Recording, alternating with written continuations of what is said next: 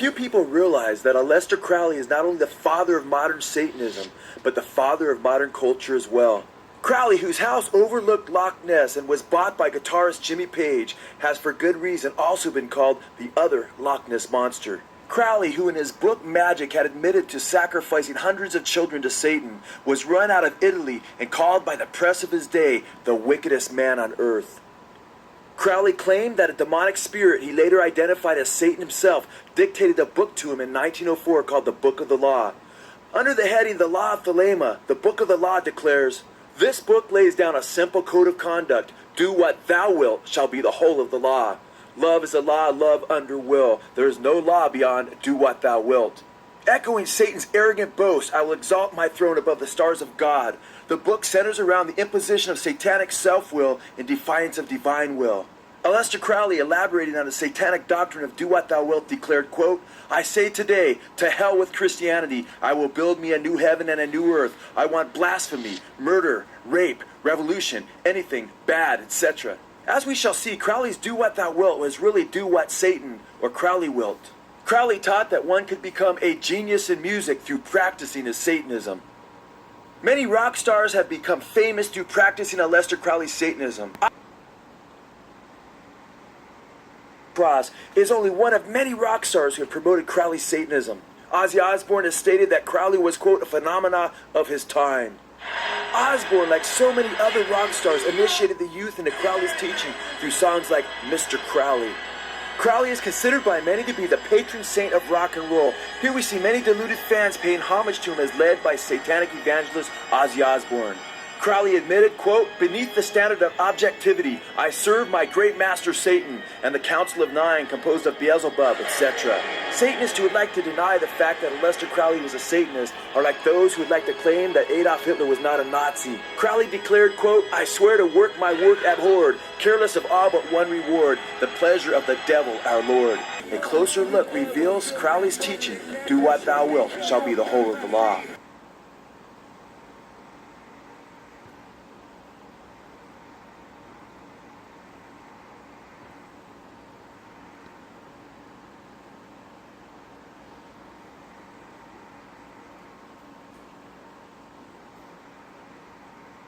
Crowley, who in his book Magic had admitted to sacrificing hundreds of children to Satan, was run out of Italy and called by the press of his day the wickedest man on earth. It's black, you're gonna see her facial features change.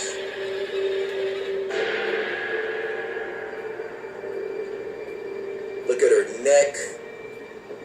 It's gonna look like something is coming out of her neck or coming into her neck. It's very, very satanic and very disgusting looking. Come on her face as that entity has now. You can see the hate in the eyes of this demonic entity.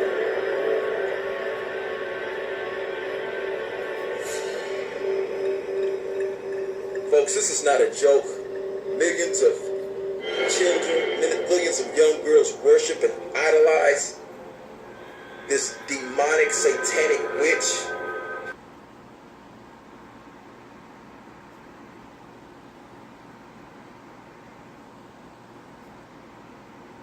I wondered why music artists use strange symbols and gestures in their music videos and concerts. If you have not, then you're not alone.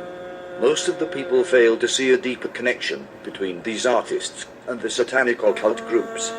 One cannot but ask himself these questions. What are these symbols that reoccur everywhere in the entertainment business? Why are these symbols used by artists over and over again? Where do these symbols? If you don't have an answer to these questions, then you have no right to dismiss this case. If you analyze Satanism, you will come to the conclusion that it's very prevalent in the music industry. Satanism, or black magic, is based on the worship and neglecting the worship of God. We see the same bird tattooed on the singer Rihanna. This is Aleister Crowley, dressed as an Egyptian pharaoh. He is considered as the most notorious satanic magician of the 20th century. He identifies himself as the prophet entrusted with guiding humanity into the age of Horus in the early 20th century. Horus is yet again an Egyptian god. Here you see rap artist Jay-Z wearing a quote, "Do what thou wilt," which comes from the philosophy of dilemma, which was developed by Aleister Crowley. This religion includes a number of deities primarily adapted from ancient Egypt. Yet again, you can clearly see the links between these artists and Satanism.